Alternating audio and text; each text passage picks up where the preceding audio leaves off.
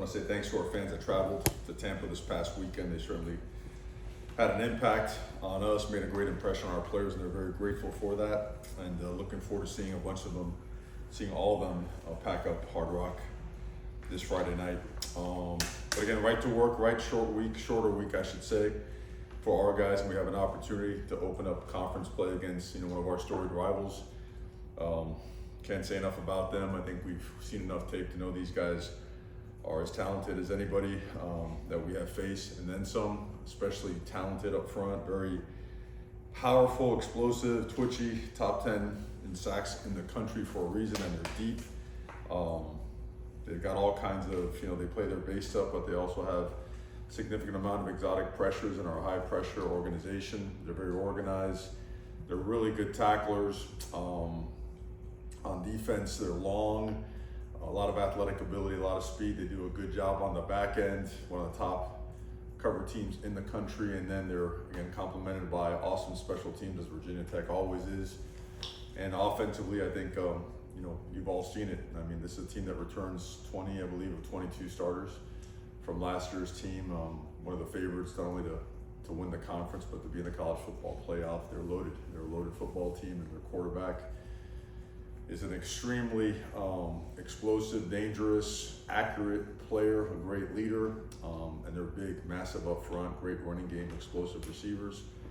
Looking forward to a great matchup. So questions, please. You spoke on the radio this morning about playing angry and staying angry. When things are going as well as they are right now, how does a team keep that? How difficult is it to keep that edge? When I know this correctly was on the film, and Cam was very open about saying that we leave stuff out there. You're very open about it. How does a team keep that edge when stuff's going on? I think leadership at every level, especially in the locker room.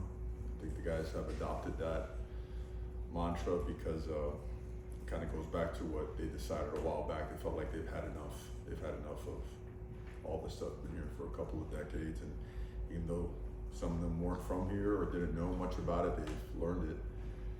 And I think they've also realized that positive anger is that energy that burns clean. It just keeps going. It's almost an endless supply of juice, and it's real. There's no gimmicks to it. There's just watching that film, knowing that there's a standard, we haven't achieved it yet, and that there's room to grow, but we feel we can achieve it. So full throttle, foot on the gas. One follow-up, if I could. And you've made some references to this in the last couple of years, especially, but the moves, the strides that the program has made academically, how does that translate into just, I don't want to say smarter kids or smarter football players, but Sure. How does that side translate into making the right decision at the critical moments? We feel it's completely tied in. I mean, it's you are what you are 24/7. I don't think you can Jekyll and Hyde much in life, right? You can't. I'm not saying I play with perfect citizens. We were, a little bit here and there, but I think the advances in football, it's so much more complicated now. The demands, the rigors that come with it, with the regiment, you have to have just class A, top-notch human beings that understand betterment, understand being a high achiever in all things. So, I mean, that's 5 successive semesters where our GPA has broken the previous semester and team record from a GPA standpoint. Jessica Lopez is I refer to her as a coach. She's our director of academic student services, associate AD. She is the best in the business, was super impactful for us out there at Oregon, and she's gone above and beyond here, and that's a direct correlation to improvement on the field because it becomes part of your DNA. You refuse to lose and you refuse to settle for anything but your best. Mario, with Ruben, I know you said on the radio that it looked like there's a chance for him to play this week. The last 3 weeks when he wasn't out there, but still during the warm-ups, you see him working with Cole and some of the other young guys. Just what does it say about him, his work ethic, his demeanor that help you guys even when he can't play? Well, I mean, he wants to be there, and if he can't contribute physically, or like he hasn't been the last 3 weeks, hopefully we do have him this week. He wants to, in some way, shape, or form, impact the team in a positive way. So throughout the course of the week, in the previous weeks, he has gotten some work, but when he hasn't been able to work, he's right there with those guys. He's with them in the film room. He's spending extra time with them. So he cares about Miami. He cares about his teammates. So he's had a really positive impact. Mario, how do you balance, how the team's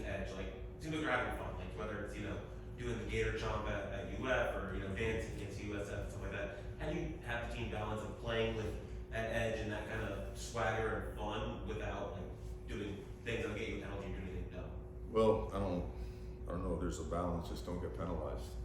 You know, play really, really hard. Make sure you play to a standard, and know that there's nothing post snap that can help you. You know, unless you draw it from the other team.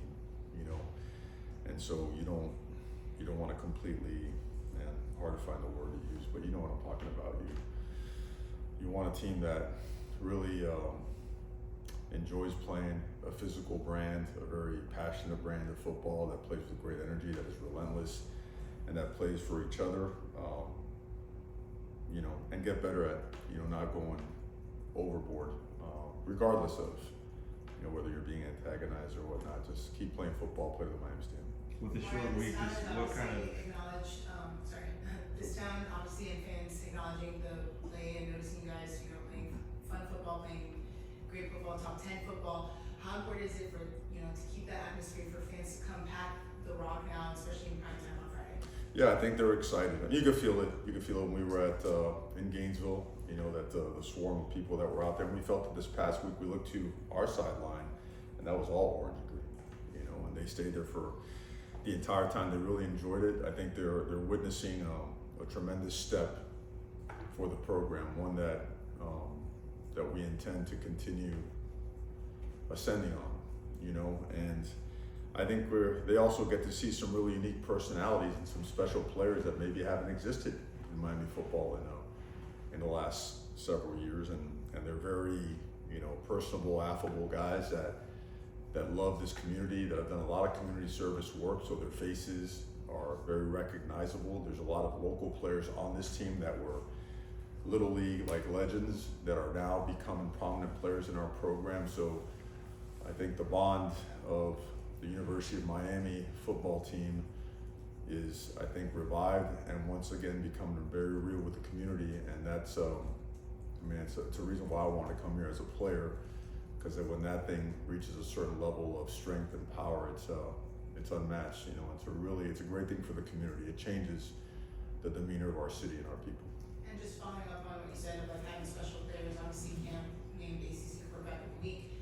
Sometimes here in Florida, having a player like that and being able to do the things that he does, just a little bit more about what he's been able to bring, and help also with the rest of his teammates. Yeah, Miami, tends to gravitate towards certain personalities, right? I mean, you've seen it, Don Shula, Bob Greasy, Dan Marino, right? LeBron James. I mean, there's been so many great athletes to go through here. Should I mention Joe Rose? You're gonna get sensitive if I don't mention Joe Rose. But so what happens is that these guys are, I guess they're handling it well, because again, they're back to your question. They're staying focused and the right type of mad. So their humility kind of shines through all the progress. And the most important thing is they know that we're playing a great football team this weekend. And they know it's the most important and the biggest game on our schedule right now. And so all focus is on that, and we're going to stay that course. With the short week, just what are the challenges that present? Are there any big adjustments? And then happy early birthday as well. Well, it's you almost put it in perspective. In the NFL, they play on Sunday and then back on Thursday. We get scooched up a day, but we've had enough experience over the years and some really good regiments and blueprints for weeks like this on how to get the adequate rest and at the same time not miss out on the critical reps, when to really knock each other around in pads and when to pull away from that. And I think we've established a good balance there. And then the coaches just gotta, you gotta suck it up. You gotta put in the hours that you miss on that Sunday. You gotta take those 24 hours and somehow plug them all in to the days of work leading up to, your real action plan days of practice. And we've done that, so we feel very confident in our processes and looking forward to playing a great football team. And then with Isaiah Horton, just want to ask you, had a kind of breakout game of sorts, last week. What's that? I'm sorry. With Isaiah Horton, just how much have you seen him grow from when you got here to now? Following that matchup. I think you've all you guys have seen that from him. I mean, that guy, he's changed his body, he's changed his demeanor. He's always been a hard worker. Everyone wants things to be really quick, to happen right away. And he has had the natural progression of an excellent college football player, where he's changed his body, he's changed his mindset.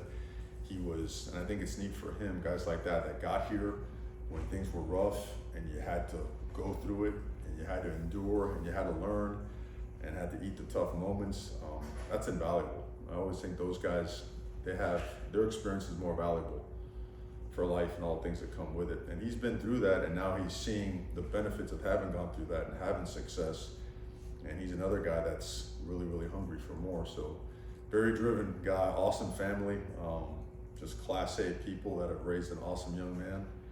And he's another one that we feel is just getting started. It's not critical the first two possessions of the second half to come out and get the stop, and then come down and make it a 2-score game. It just felt like you could just dictate everything at that point. Just those 4 or 5 minutes, how important were they to that launch you had for what the second half became? Well, I think our score before halftime, and then the defense, we have them 3rd and long, but they hit a screen, but yet they hold up there, they jump off sides on the field goal, then they miss the field goal, then we get the stop coming out, then we score, stop them, score again, and that's where the separation occurred. So again, I've mentioned the defense a bunch, and I want to mention them more. The way that they adjusted and continue just making the tweaks necessary to get off the field against a high octane offense like that was the ultimate difference maker, and in turn led way to what you were just mentioning. And we don't talk about the offensive line a lot, out of respect, of course, for your background, but you're just so much more athletic in the interior of the defensive line that we've seen around here in a long time. How much of a concentration was that, and what's the ceiling for that group? Because For the offensive line? for the interior of the defensive line, there's just, you've got so much, you're very athletic, you're very long, USF can move the ball. They just could outrun the ball, and that's their strength, and you took that away, you took it away, you made it look easy. And you've done that kind of, all year. What's the ceiling for that group? Man, I think we're layered the right way. I think we have some seasoned veterans that have played a lot of football and have had a lot of success at different places and here. And then behind them are some high caliber, talented guys that are starting to show they're really good players and that have really, really bright futures. So we're capable of, using that depth and rolling them in there and keeping the competition levels high. But we can run, we can bend. We're certainly getting better. We're playing harder. They want more. They do. They want more. They want to be challenged. I think practice every day. I think practice is the best thing we do. I really do. I think the best thing we do is, and I think the best thing a coach can do really is to put together an organized, efficient, challenging practice to make sure guys are actually really getting better at their craft, and that a team learns how to play, to each other's strengths and with one another. And I think that's starting to show up more and more, but we got a long ways to go. We got to get a whole lot better, and with a big challenge coming in here on Friday. Mario, outside of Jordan Lyles' long run on Saturday, you guys think averaged about 3 and change in the rushing game. Damian, had a couple short touchdowns, obviously, but him and Mark didn't really break off any big runs. What have you seen with the running game? Is it, I guess maybe felt a little bit slower than you would normally like the last 2 weeks?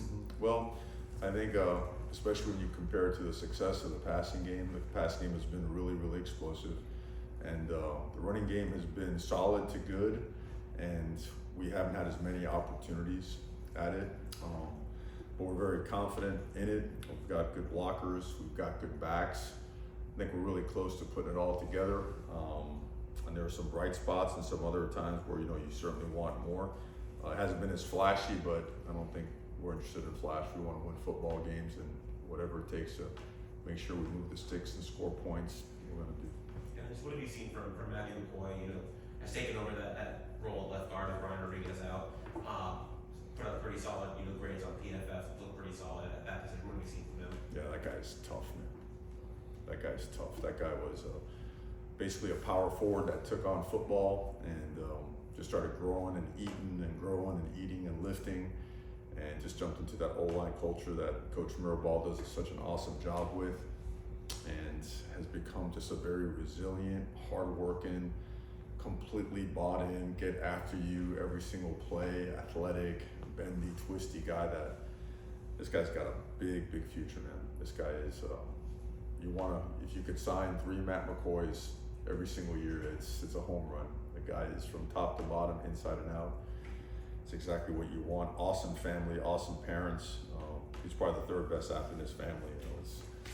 The parents and his sister are better athletes than him. We always kid him about that, but yeah, he's the right kind of guy, and another reason why our team and our offense is progressing at the rate it is. Let's do a few more. You mentioned Jalen and Ruben. You talked possibly that Friday. Any update on the progress for like Damari Brown and Ryan Rodriguez? A little bit longer for those guys. I know it's gonna play some of that close to the vest. We receive some more stuff, just because I think it's the right thing. It's for them and for us. You mentioned some leaders kind of keeping the team level-headed, things like that. Obviously, Cam Ward and Kiko Malinos of the world. Who are some other guys in that locker room who are kind of taking that leadership role? Francis, big CC. He doesn't talk a whole bunch, but when he does, you feel all 6'6", 335 of it. Because it comes from the heart. He's not going to be outworked in practice. He came in really talented, but his level of play this year, as compared to last year, it's two different planets. That guy is playing at an extremely high level because he works at it, and then when the lights come on, he goes after it with everything in his body and soul. So I think he was very impactful in the locker room on Saturday, and it's great. He's part of the leadership council. I think Zach Carpenter is another one that stands out. Akeem Mesidor. We talked about Kiko. I think Mish Powell is an excellent leader. Cam Ward, we've mentioned him a bunch. Elijah Arroyo has done an excellent job. No one mentions Andy because, we're scoring touchdowns, but he's knocking just about every ball out of the end zone as well, hitting his field goals and extra points. And there's, again, the best part about the team is they work really hard. They do a good job leading. You talked a lot about guys are earning playing time in practice, and you're playing a lot of guys. Does, in the NBA, they call it shortening the rotation. Does the bar for playing time get a little higher now that you're in conference, or are you hoping, that it stays this way? They got to set the bar. I can't orchestrate it or fake it. It is what it is. When we go in there and watch film, they know. You put in the first 3 or 4 clips, and if the standard isn't met, they know there's something that comes with that. It's the only fair way to improve your team. And we met as a staff and mentioned it, and also mentioned to the players, the only way to keep a team in a mindset of getting better is to make competition real. Not create it, not orchestrate it, but legitimately have great, tough-minded, resilient, hardworking guys going, trying to improve each other and being the best they can be. Not so much taking this job, taking that guy's job. That's, I don't know. Here, competition has been welcomed, and if you sat in the running back room, I think that epitomizes that whole concept, and it's made us so much better. And you're seeing it every week. It's somebody different is hitting it for us. Now you're starting to see it in the wide receiver room. The D-line room is starting to have its spurts. You mentioned guys like Matt McCoy-Sampson played some the other night as well. You're seeing more and more guys make plays, and you're seeing on the other side of the field, when they make a play, the same position group going nuts, going bananas for their teammate. That's a good sign. So we want to keep emphasizing that and keep it going. All right. Thank you, Coach. Okay. Thanks, guys.